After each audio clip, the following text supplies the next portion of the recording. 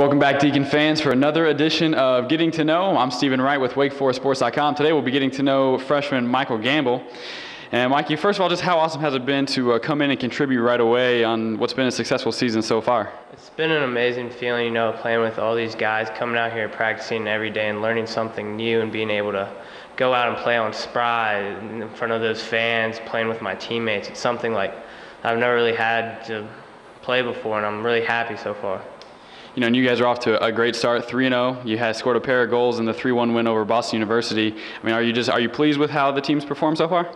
Yeah, obviously we've been playing well and we got 3 wins, but there's also stuff that we could improve on, and we're obviously going to do that in practice with Coach Jay, Coach Ryan, Coach Will, Coach Dane, always knowing what we can improve on. Every day we're just hoping to get better and better, and these 3 wins are able to give us confidence going into the next 3 away games. You've been able to come in and contribute right away, but what has been maybe the most difficult challenge for you as you've transitioned here into your career at Wake Forest? Definitely the pace is a lot different. I know, first thing I heard Coach Jay say was we're going to have an hour practice, and I was just like, an hour? But then all of a sudden I came out of practice dead tired, and it's nothing like I was playing, training 2-3 hours at the Bays. I was dead tired from that. At the Bays I was fine, but it's been a big transition and a really good one. And, if I didn't have the coaches here, the players around me, I would probably not transition as quickly. But, I'm just hopefully improving. One thing I've noticed about you just from watching from the press box or wherever I've got to see you from is, you seem to be giving 100% every time out there. You're running over defenders. You're not giving up on any balls. What is it that drives you, to give that effort all the time and to perform the way you have? At Wake Forest here, it's just the whole thing, earn the jersey. And I know that if I make a little mistake inside my head, I'm going to be like, oh no, I'm not going to earn the jersey. So I know I have to give my heart out there. And I know in soccer I have really big dreams, and if I don't give 100% every day, I'm not going to make those dreams happen. And then every team I play on, I just always want to do the most I can for them. I'm always disappointed if I make one mistake. And I know that if I make that mistake, I have to do everything I can to make up for it. And that's why I try to work my hardest. And part of that too, obviously you're one of the smaller guys on the field a lot of times, but you get to go up against a lot of bigger defenders. How do you use that to your advantage though? How do you use your size and speed to maybe your advantage against the bigger guys you go up against?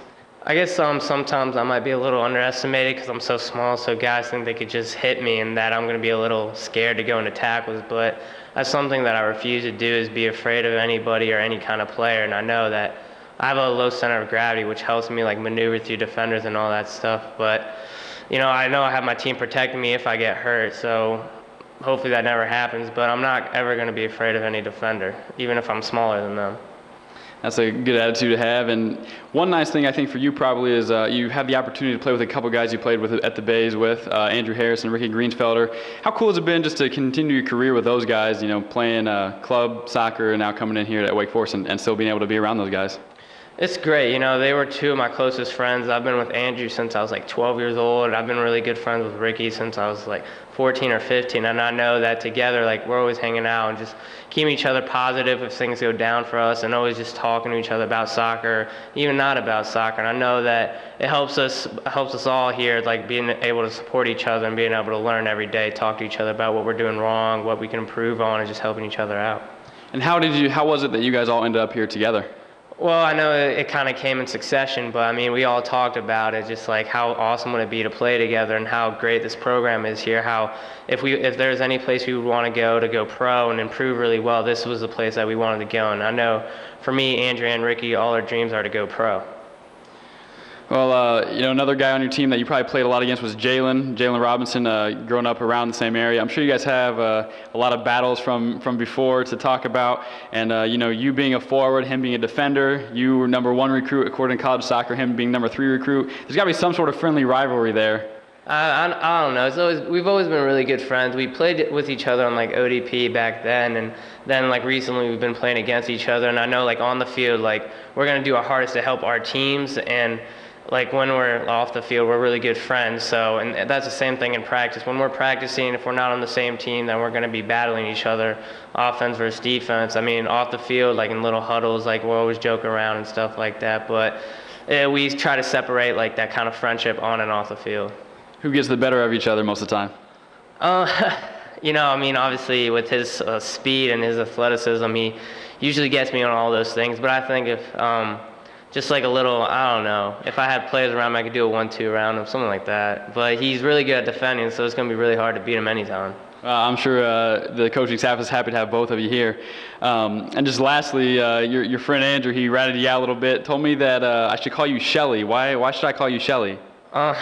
It was I got my hair cut a couple weeks ago, and I know a friend back home.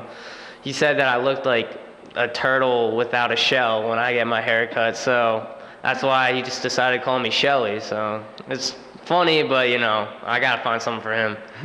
If I've learned anything, it's that nicknames tend to stick around here, so good luck getting rid of that one. But Michael, thanks for your time, and for WakeForestSports.com, I'm Steven Wright saying, go Deeks.